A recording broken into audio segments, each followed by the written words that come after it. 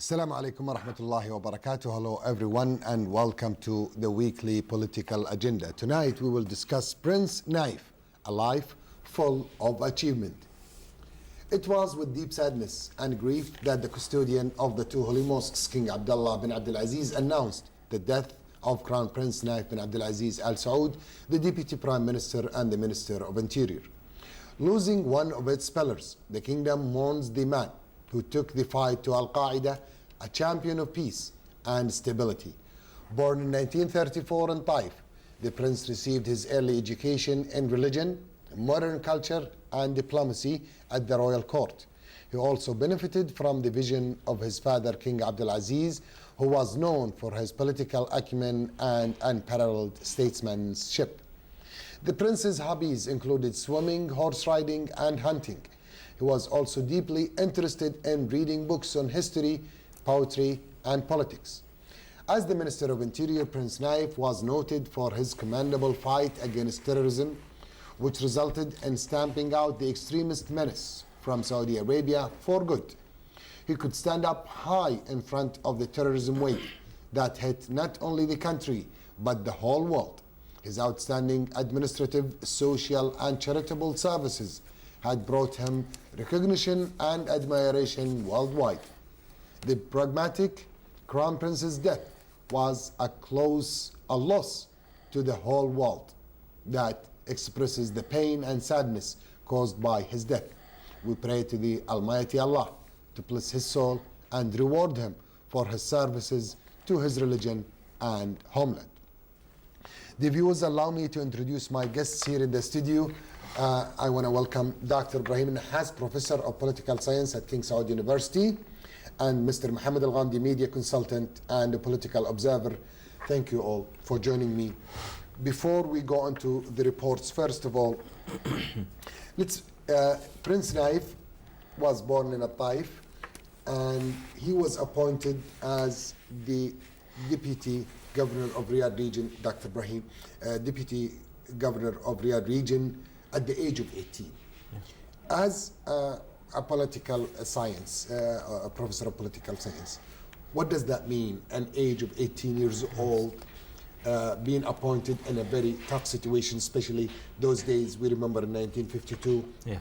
We were not that advanced in the country. It was a vast country. So the Prince Naif did not live the rich life. He was appointed when he was at the age of 18. What could that give us? Bismillah ar-Rahman ar-Rahim. Thank you, Mr. Hussein, for inviting in this issue tonight, and we hope to say at least the good thing that Prince Naif did in his life. As you said, in the age of 18, usually, that age, usually for schools or for having at least primary education. As we know, the founder of this kingdom, actually King Abdul Aziz bin Saud, when he established this country, he did it by his hand, actually, with the help of some of his people that time, and they could establish this country. King Abdul Aziz, when he named Prince Naif that time at the age, as you said, of 18 to be Deputy Governor of Riyadh, he looked for the future actually for this country, and he wanted to raise his children in the way that they can serve the country in the future after his life, actually, and he wants his children in general to serve this country in good way and to raise them actually to be in power position in the future, and to have good experience actually when they be aged enough in the future, and to know the power of the country isn't come just easy, and you can't rule the people just because you are prince. You have to have the experience, you have to have the right way to deal with the people. You have to have actually you have to know the society, and this society comes from different tribes, different people, and as you said, that time the country was very poor actually, depends on its own source actually, and that time we didn't have actually, the kingdom didn't have like right now the money and the experience, the resources also. The resources actually, yes. And as we know, the kingdom is very big.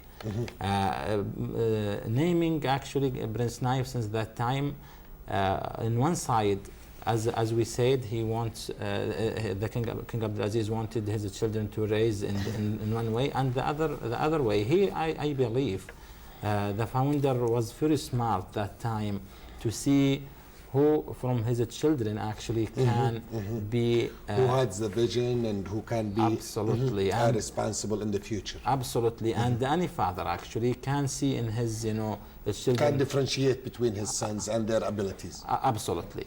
And that I believe Prince Naif, when he took that position, he approved in the future actually his father's vision that time. He proved it. Yes.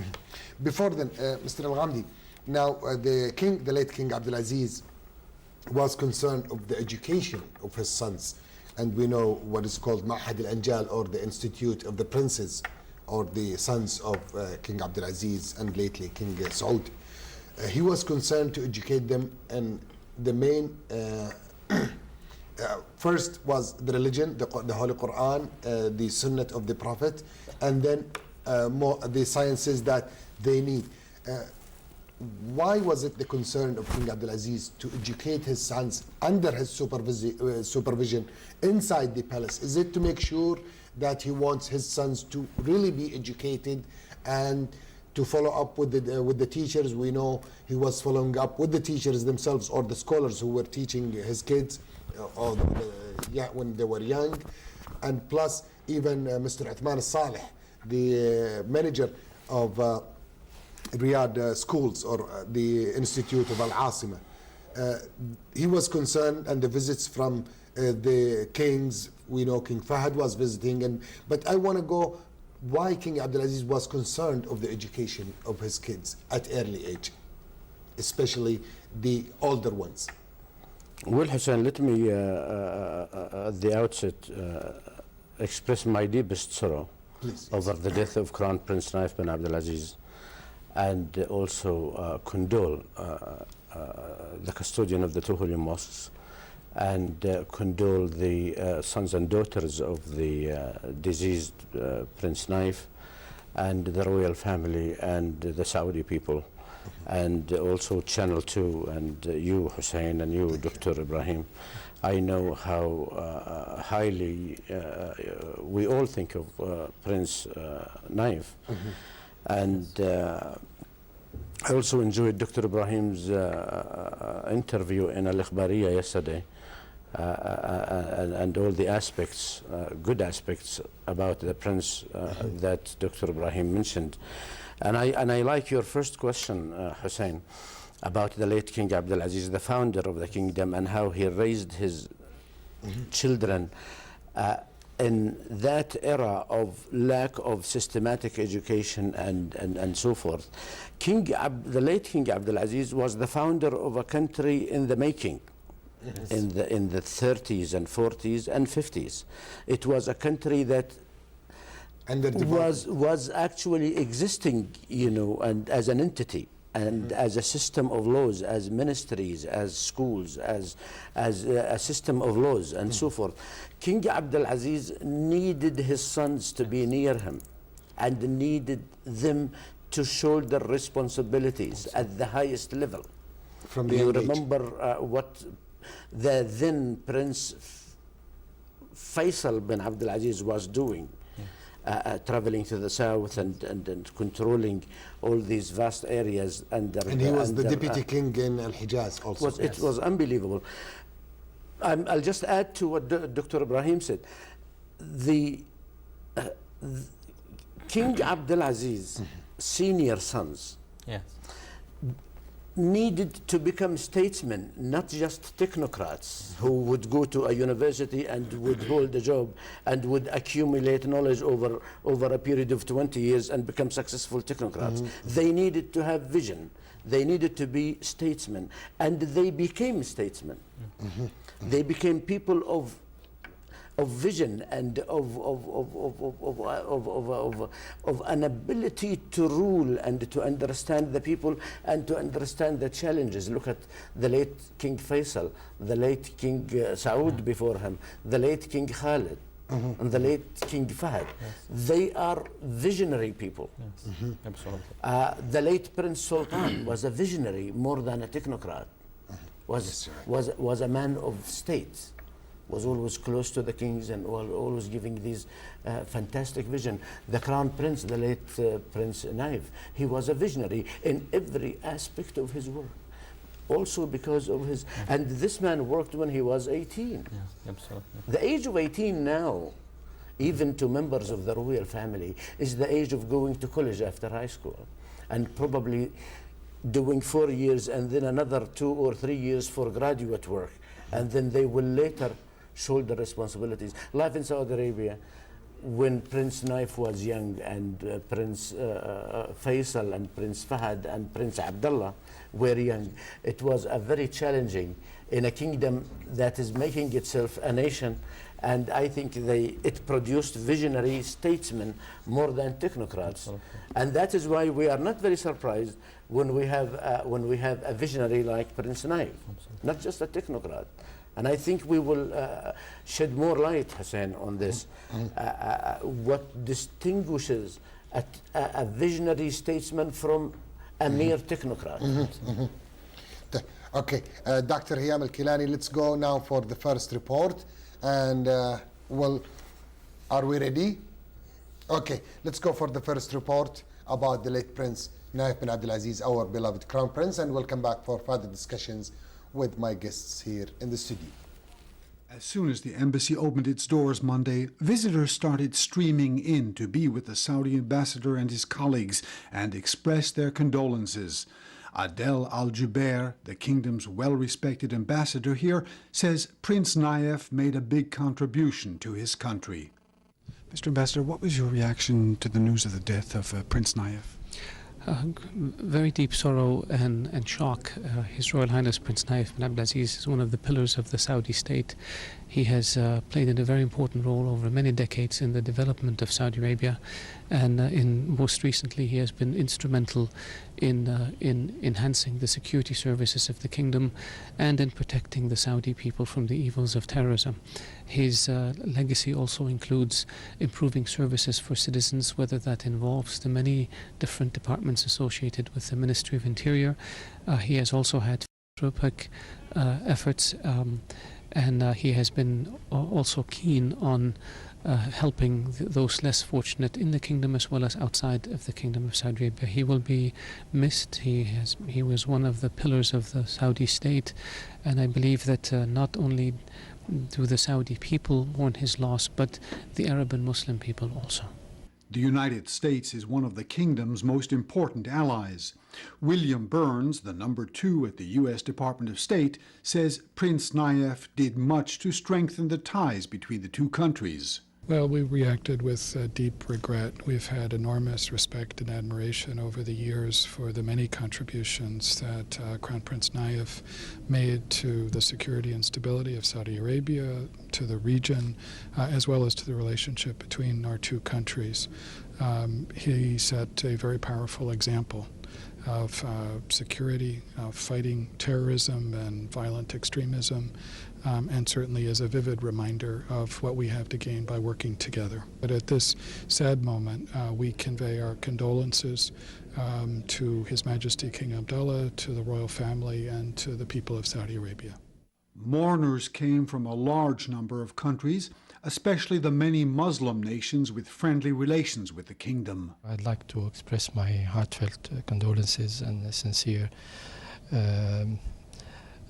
expressions of sympathy for the family of the great prince, and also for the government and people of Saudi Arabia, friendly and brotherly people. It is indeed a great loss, and we sympathize with our brotherly people of Saudi Arabia for this loss. What a great loss, not only for Saudi, but for Yemen, where two countries, we share a lot in common. Prince Naif was an icon, and his influence was greatly felt in not only in Yemen and Saudi, but in the Arab world. It's a loss. It's a loss for all of us. For 3 days, Saudi Arabia's large embassy here has been turned into a place of mourning, with diplomats from numerous countries and various American officials coming here to pay their respects and sign a book of condolences. Burton Bolag, KSA2, Washington.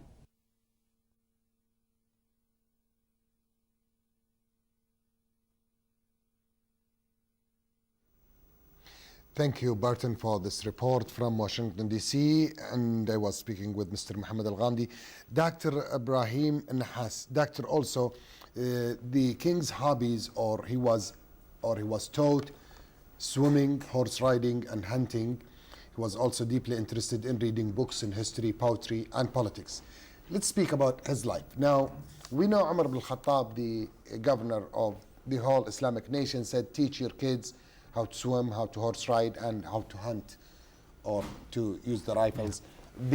So, is it a concern of the late King Abdulaziz to educate his sons in the Islamic manner and following the Islamic teachings, and to have them strong enough, because those are the main concerns of hobbies, swimming and horse riding and hunting. And if you have anybody has the ability to do these three things, I think it saves lives.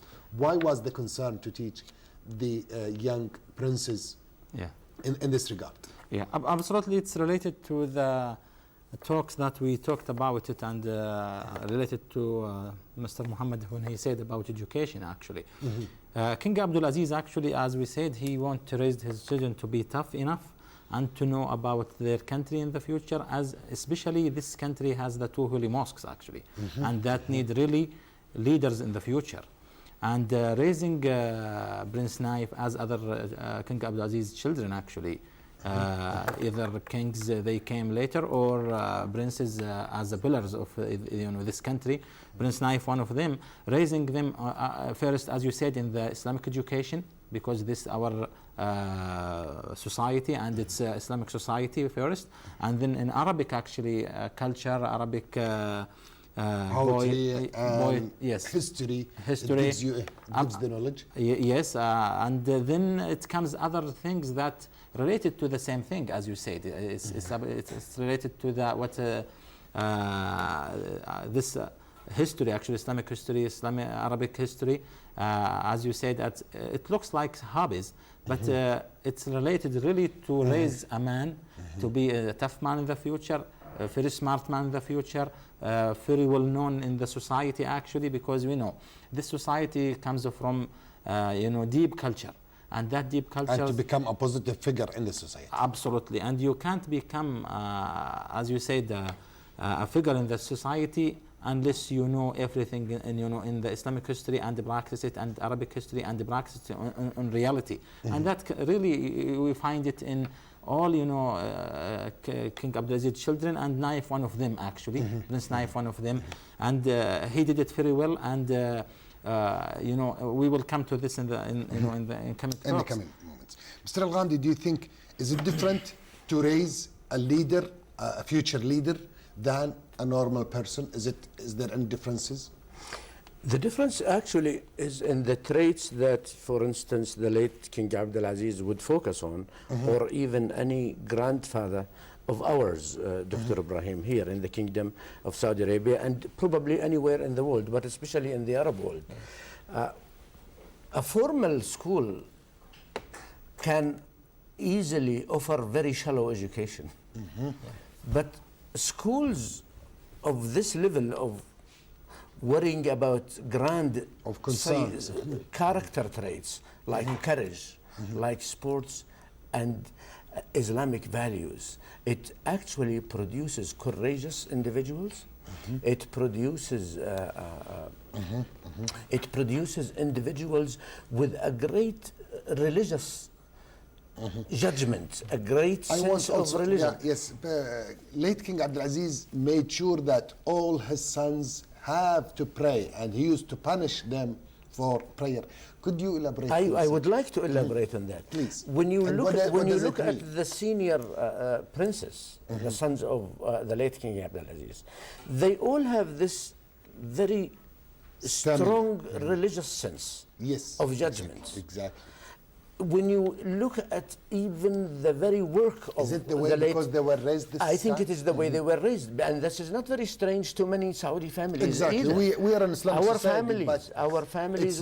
It's known that usually, sir, it's known that the rich people or the princes usually ignore such. But the concerns of the late King Abdulaziz is to make sure that all his son, and he used to punish them for not praying, for not doing their homework, and they used to be punished, and that's how tough. That's good. That's a good point. The typical rich person, Hussein, who does not have a country to run and grand responsibilities to shoulder, may actually produce very spoiled children. Exactly. But the late King Abdulaziz could not have that luxury of producing spoiled kids.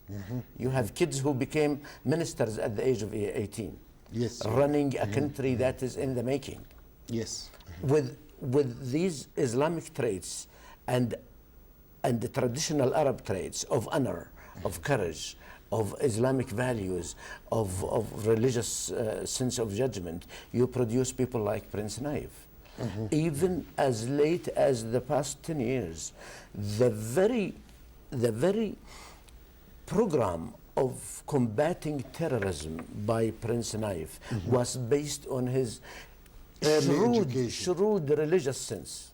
He fought it as a Muslim, not as a technocrat. He challenged these deviant. He coined the phrase, Hussein, as deviants. We will go into and details that is about part of the his terrorism success. and the fighting terrorism, but let's go with Dr. Hiyam Al-Kilani for another report. Dr. Hiyam, let's go for another report, and we'll come back for further discussion. The Saudi embassy in Egypt arranged a period of mourning and grieving in one of Cairo's mosques to receive condolences in the demise of the Saudi Crown Prince Naif bin Abdulaziz Al Saud, who passed away last Saturday. The Saudi ambassador in Egypt, Ahmed Qattan, mourned the deceased, saying that he has received the news of his death with ensured hearts of the decree of Allah, praying to the Lord of Glory to inspire all Saudi people all the patience and fortitude. فقدت المملكة العربية السعودية والأمة العربية والإسلامية رجلا من خيرة رجالها، كان حكيما وبعيد النظر، وكان ذو سيرة عطرة، يحب الناس ويحب أبناء الشعب السعودي، وكانت له مآثر عديدة في مختلف النواحي الإنسانية والاجتماعية والأمنية والسياسية والإغاثية. ولهذا فإن المملكة العربية السعودية وأبناء هذا الشعب الوفي لن ينسوا نايف بن عبد العزيز الذي ترك وراءه أعمالا كثيرة نفتخر بها جميعا، وإن شاء الله يغفر له الله بإذنه تعالى ويسكنه فسيح جناته. Lots of dignitaries, senior officials, politicians, public figures, diplomats and Saudis in Egypt were among the guests who were keen to come and pay their condolences to the Saudi ambassador in Egypt, assuring that the bereavement loss is big and it saddened everyone. We mourn all the Saudis and the custodian of the two holy mosques for the great loss and to be the last grief. And of course the Saudi people and the kingdom are in all Egyptians' heart. Survival to Allah. He was one of the men who placed their fingerprints in the Joint Arab Action through his honorary presidency for the Arab interior ministers and also the agreements he achieved. He did a big effort to bring together Arab point of views. He is a man who shared in the kingdom achievements till it got to his pioneer role. We ask Lord that his soul may rest in peace.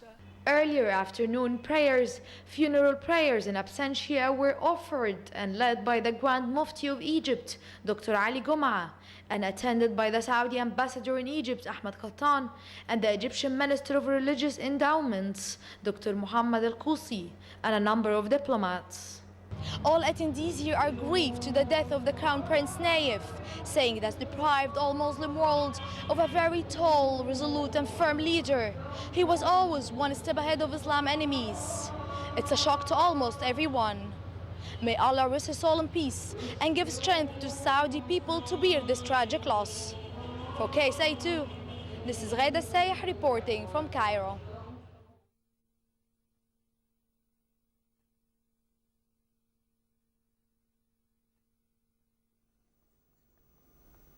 Thank you, Ghada, for this report from Cairo. Mr. Mohammed Al-Ghamdi, we were speaking about the early age of Prince Naif, and that's what made him a strong leader. After that, it was the concern of his father to educate him in the Islamic way. Also, the relations between him and his brothers and the Saudi society and the open door policy. They were playing even with their counterparts in the neighborhood, because we did not have that much palaces. It was only one palace, Qasr al-Murabba, or the Palace of al-Murabba. So they were playing even outside the... Does this relation, when you were young, with the society, with the normal people, Mr. Al-Ghamdi, adds to the value and adds to the stamina, to the strength of the personality of a leader? Yes. When you deal with your... It creates humility. Okay. It creates decency. It creates, humble individuals, grassroots. They understand their peers, even until today. The way a lot of princes are educated, although now we have a lot of formal education that will never be compared to what these great men had the chance to have the traditional schooling of religious schooling and enrichment of your sense of honor, your sense of sports, your sense of courage, your sense of humility, and all of that. All of this, these princes lived it. But when they became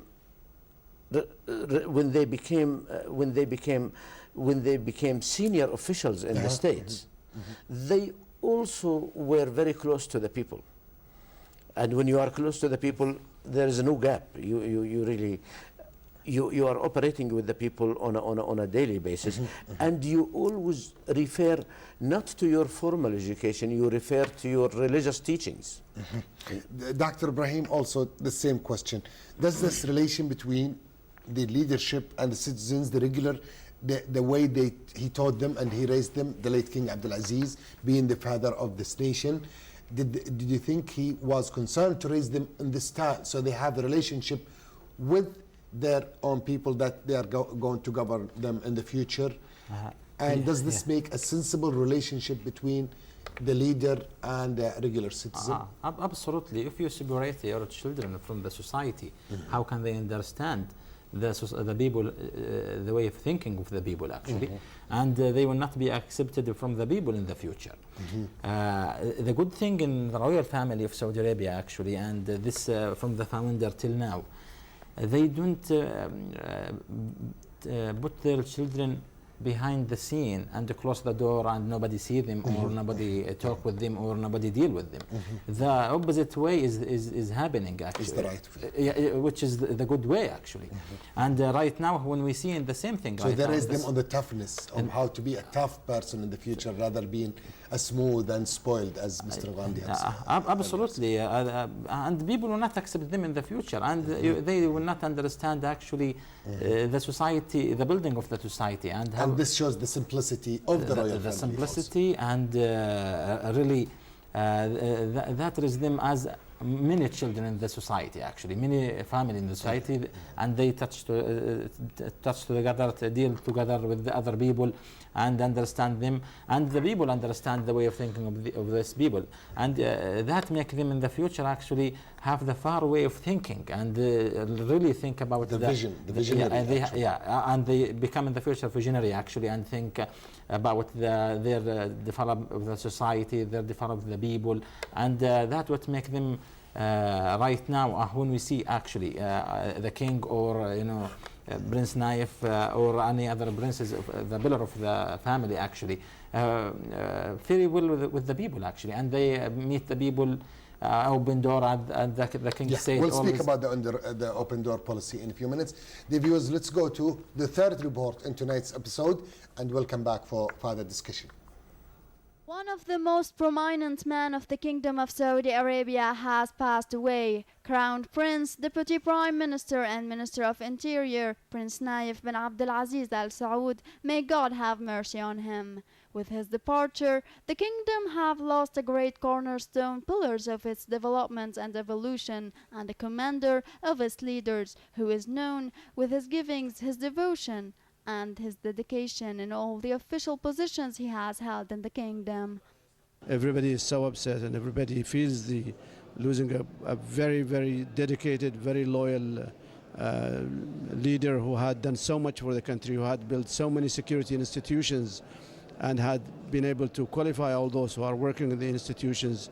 He had left a very tangible touch on the Ministry of Interior that history will remember. On Monday, Saudi Arabia Embassy in Beirut started accepting condolences in Al Amin mosques in Beirut, where a number of political and religious figures attended to attribute to Saudi Arabia ambassador. As you can see here, so many people participating in condolences. This support and help our pain. Losing Prince Naif and the vacuum that he had left in our hearts is a big thing. That will take us a long time to repair such a loss. The kingdom is not the only country concerned in Prince Naif's death, but also all the Arab countries, and especially Lebanon, who considered him as a helper and a supportive who always stood by Lebanon in good times and bad. Actually, Prince Naif bin Abdulaziz was one of the officials, Saudi officials, who always stand beside Lebanon in all states and crises that we faced in the past.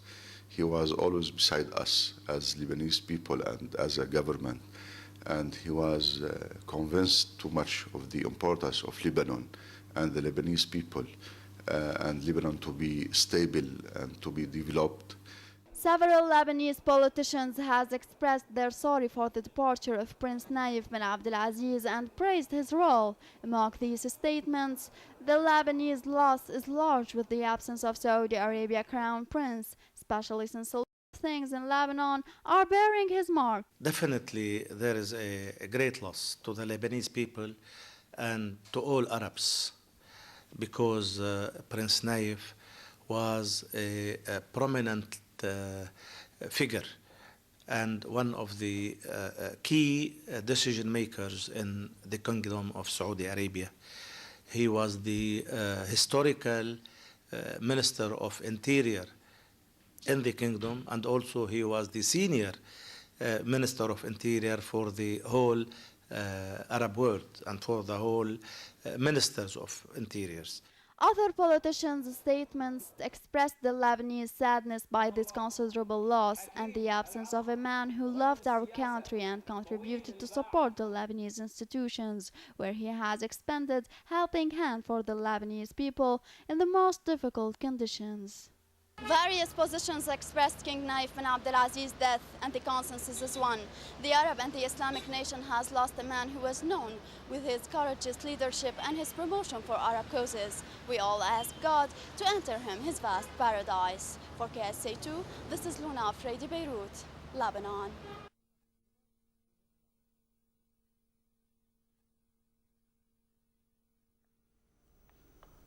Welcome back, dear viewers. In the second part of the program, we'll discuss the donation committee headed by Prince Naif to the needy countries. We'll discuss the regional reputation of Prince Naif, his help to the Palestinian people, and also we will discuss his concern over the education and the chairs in the Saudi universities. All of this after this short pause.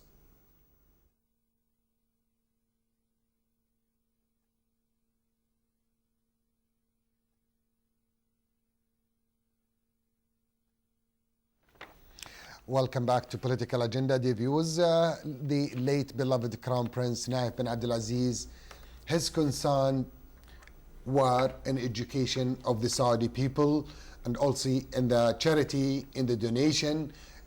He was the head of the donation committee to the needy countries. Before we discuss, let's see this report about the donation and the committee of donations in the Kingdom of Saudi Arabia and the help that Prince Naif had rendered and given to outside people from Saudi Arabia. Let's see this report and come back. Palestinians received the news of Crown Prince Naif ibn Abdulaziz's death with great sorrow and sadness, considering this to be a great loss to the entire Arab and Muslim nation. The prince's actions spoke louder than words for the past years, where the relief and aid agencies he led were responsible for providing so much support for Palestinians. We offer our condolences to the custodian of the two holy mosques, the royal family, and the entire Saudi people for the death of the Crown Prince Naif ibn Abdulaziz. May God rest his soul. At this difficult time, we remember his great efforts in supporting the Palestinian case and people, and his work to ease the blockade, which was done through heading the Saudi Committee for the relief of the Palestinian people. And while Palestinians in general have all benefited from Saudi aid, Palestinian refugees in particular have been recipient to major aid in the health and education sectors, which was provided by the Crown Prince through his support of the United Nations Relief and Works Agency, UNRWA, as well as other local and international organizations. The UNRWA, the Palestinian people, and mainly the refugees, are feeling so much sadness and sorrow for the loss of the Crown Prince Naif, whose name is well known to them.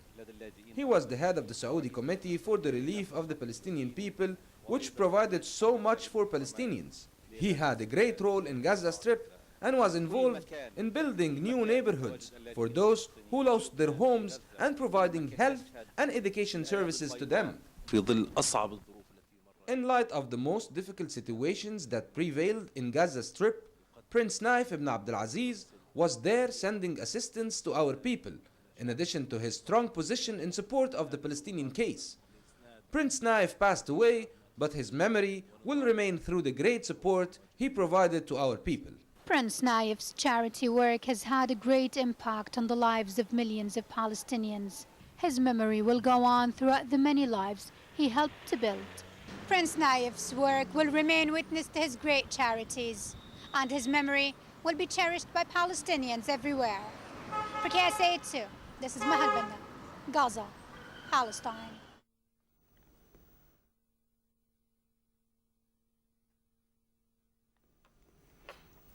Welcome back to Political Agenda, and thank you, Maha, for this report. Well, Dr. Ibrahim, Mr. Al-Ghamdi, we were speaking with Dr. before the pause. Mr. Al-Ghamdi, now the Donations Committee of the Kingdom of Saudi Arabia. Actually, let's start with Palestine was the main issue of all the leaders of the Kingdom of Saudi Arabia. We have supported the Palestinian issue since the start, or since the founding of the Kingdom of Saudi Arabia. And it was one of the main priorities for all the leaders. How do you see the concern of Prince Naif for the Palestinian issue and for the help of the Palestinians themselves with their hard times?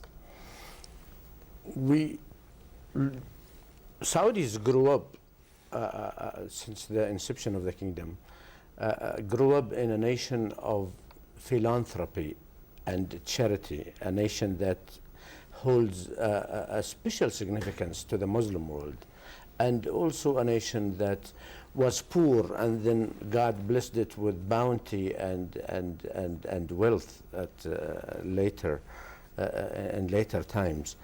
But we all remember the Palestine Real when we were children in the 60s, and Saudi Arabia wasn't very rich then, but the Saudis since those days were donating one real for each student. And the gold and jewelry of the women.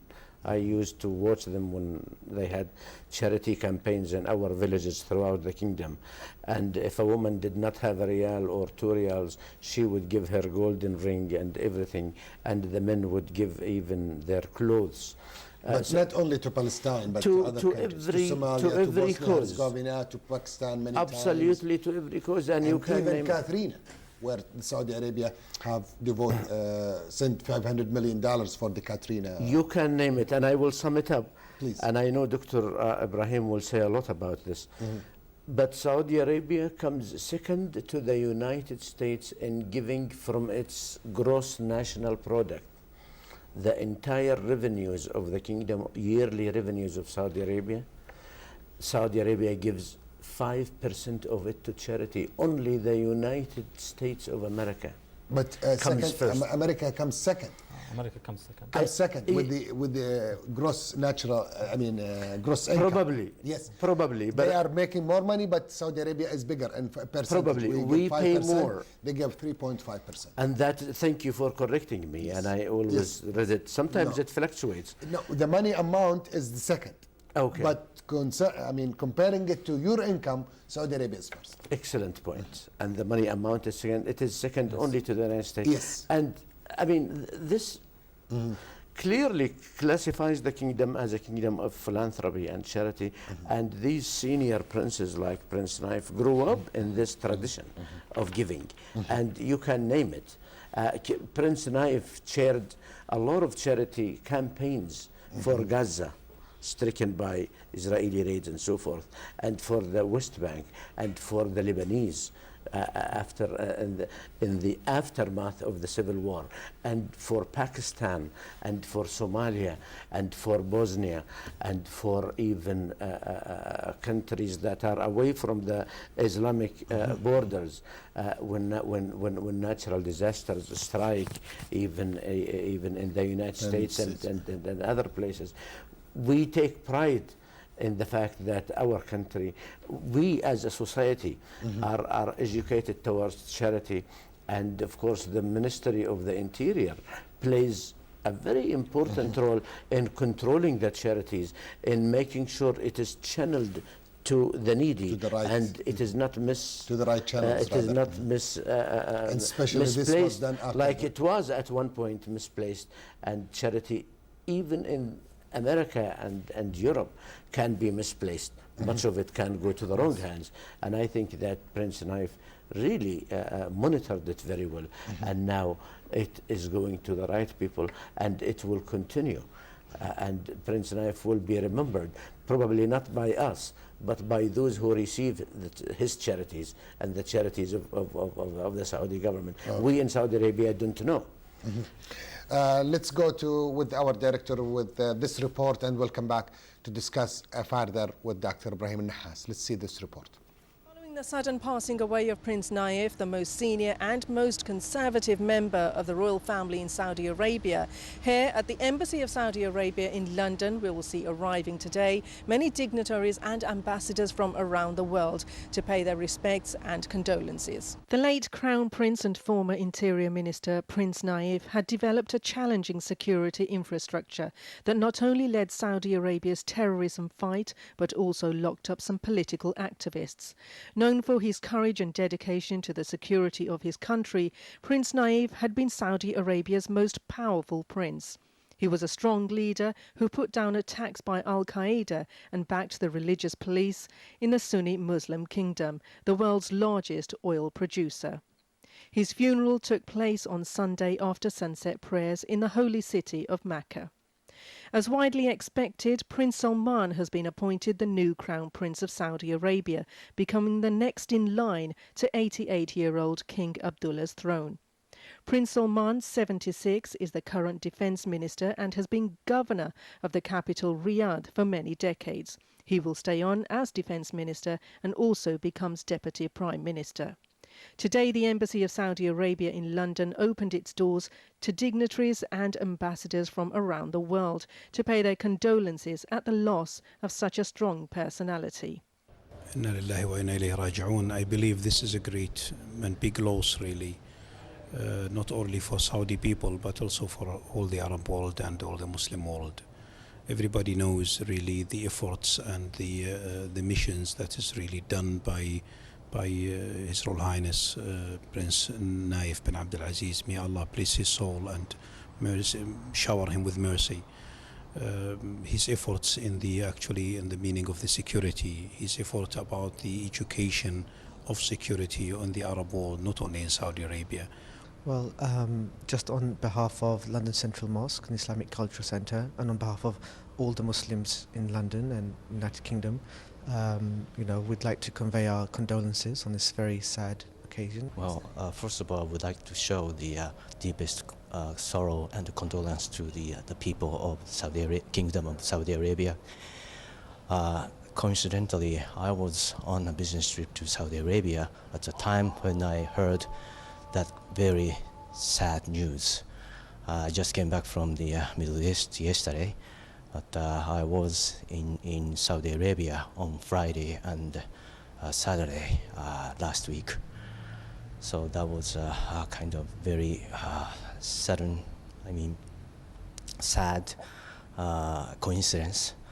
But I believe that the relationship between your country and our countries are quite good. Many feel that the impact on the stability of the country under Prince Salman's ruling will not differ too much, but indeed hope that global relationships with Saudi Arabia continue to flourish. This is Rani Mohanlal for KSA2, London.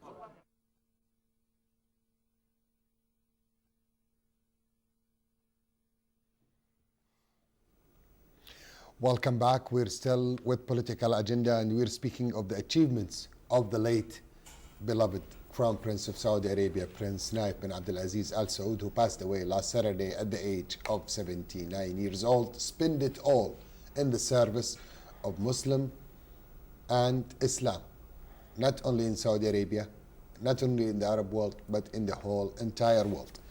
Dr. Ibrahim, we were speaking along with Mr. Al-Ghandi, and we spoke of the donations of the needy people, but also the education.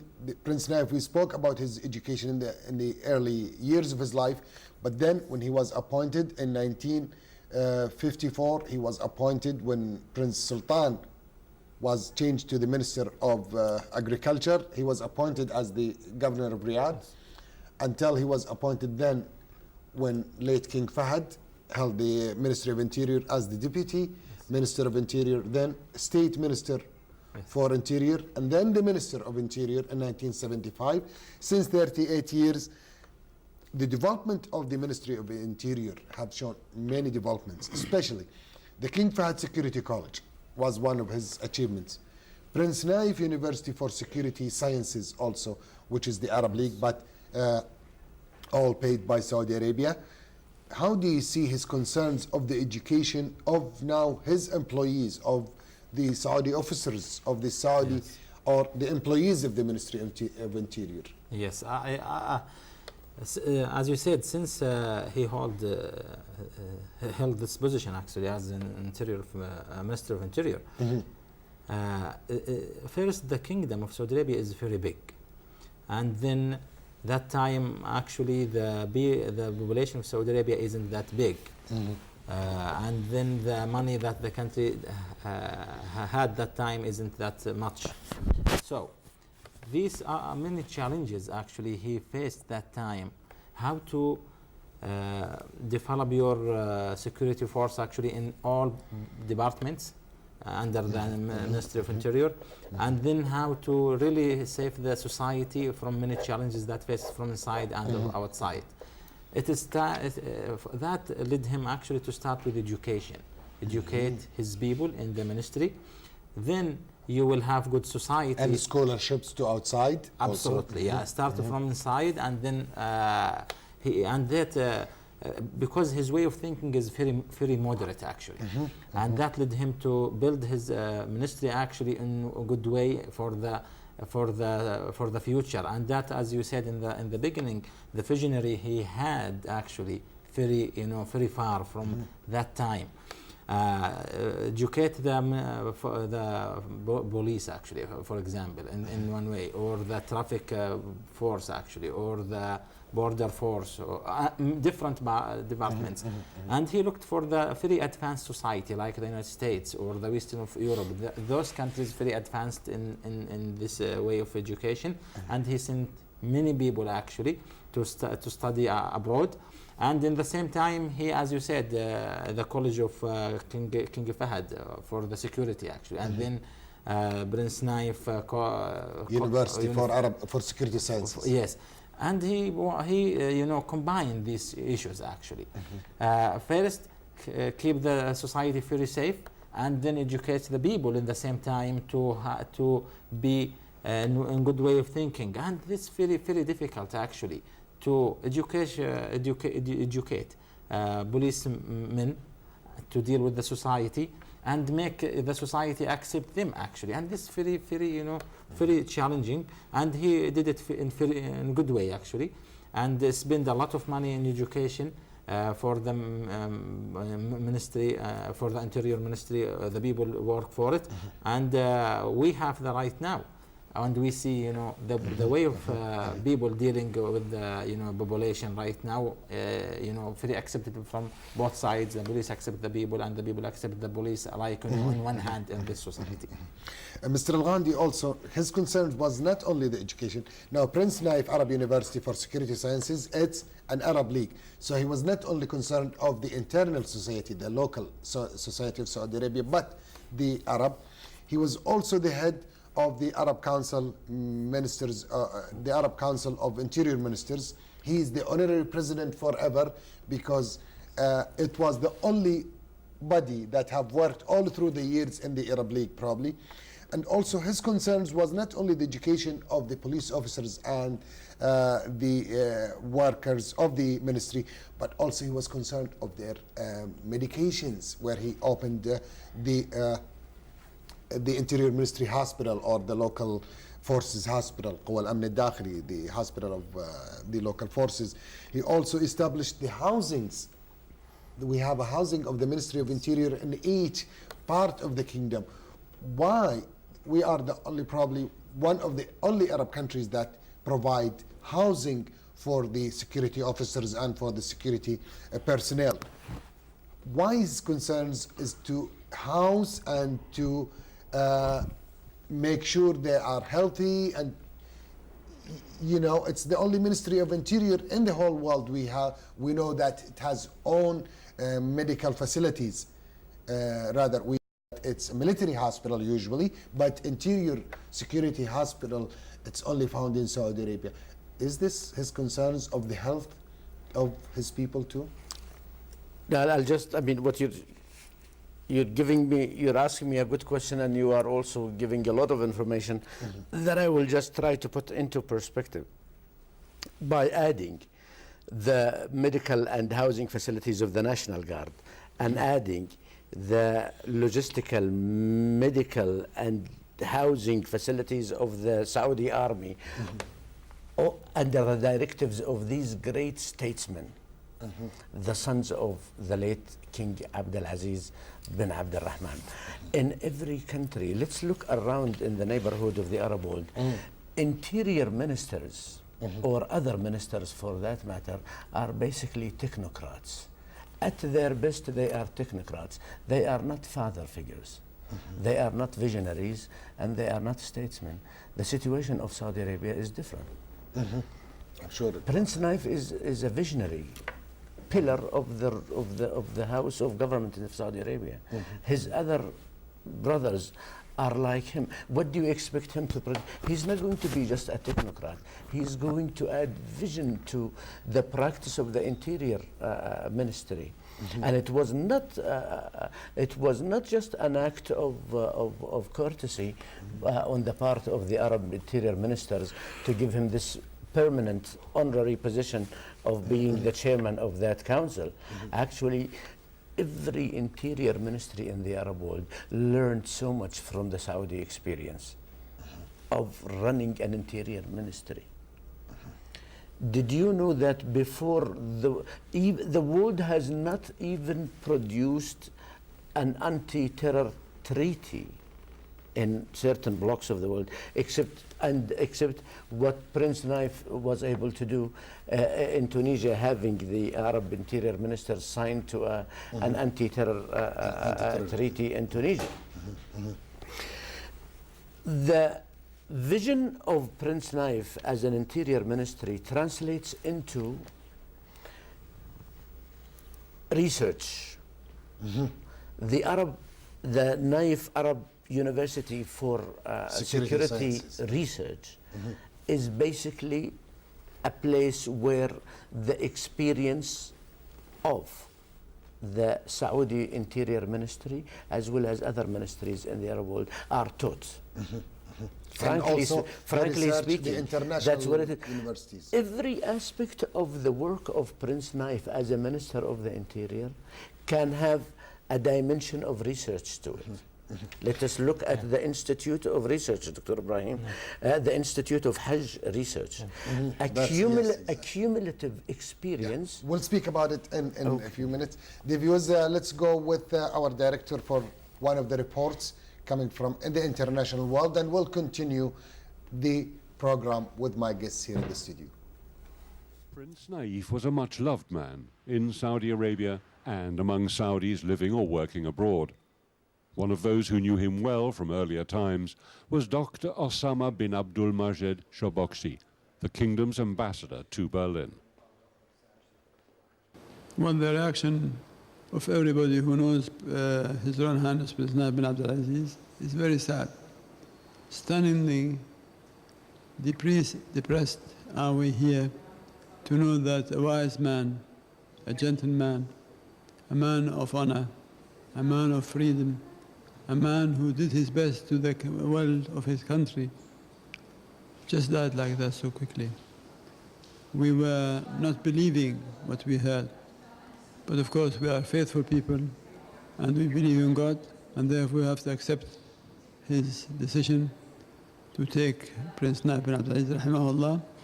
We pray to God to usher him in paradise and to repay him about his deeds into his country and to his nation. This picture hangs in the embassy as a reminder of the Crown Prince's closeness to Saudi Arabia's founder and to King Abdullah. Let's first of all speak about the reaction in the government in Federal Republic of Germany. It was not believing the news. They were sad, and they decided that the Minister of Interior from Germany is going to Saudi Arabia tonight to pay condolences to His Majesty the King. A condolence book was opened in the embassy's main reception room. Out of respect, we waited to film until the many visitors had left. A sudden death is always sad news and a shock. But when that death concerns the Crown Prince of Saudi Arabia, the death is a double blow.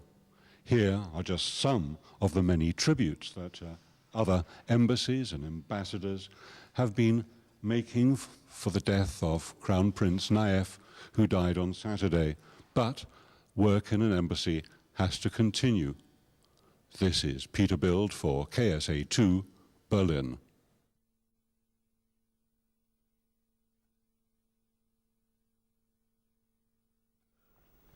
Thank you, Peter, for this report from Germany. Now we have covered probably the whole world. We have covered Washington, Egypt, Palestine, London, and finally Germany. We have more reports.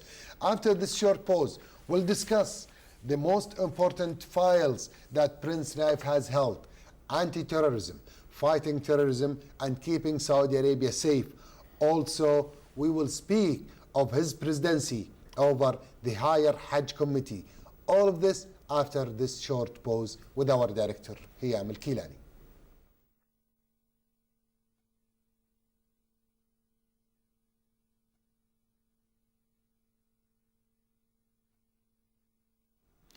Welcome back, dear viewers. We're still discussing the achievements of our late beloved Crown Prince Naif bin Abdul Aziz. Prince Naif bin Abdul Aziz have lived for the past 79 years. He was born in 1934. Until last Saturday, he has spent 8 decades of his life, almost a century, in the service of Islam and Muslims. One of the most important files that the Ministry of Interior have faced in the recent history or in the contemporary history is terrorism. One of the first countries that was hurt from terrorism was Saudi Arabia, and then Egypt, and then moved to the international world. Also, Prince Naif have presided over the Hajj Higher Committee since 38 years. and the Hajj developed each year, and we'll discuss the topic with my guests here in the studio, Mr. Mohammed Al-Ghamdi and Dr. Ibrahim Al-Nahas. Professor Ibrahim, now anti-terrorism, the most important file that faced Prince Naif in the last 20 years, since 1990, when we started experiencing terrorist attacks over the Kingdom of Saudi Arabia and residents, and also how did Prince Naif fight terrorism, and was he a successful figure along with his counter-body, I mean the personnel of the Ministry of Interior? Was he a visionary person in that fighting against terrorism? This very big job actually that he faced, and he did it very well, and he played very significant role actually in facing this thing that faced the kingdom in last last decades actually. He has actually very strong word that behind every terrorist there is a bad way of thinking. For that he faced it not by power actually, even he could do that. He has very strong men actually in the Ministry of Interior, and they can just face anything that he wants.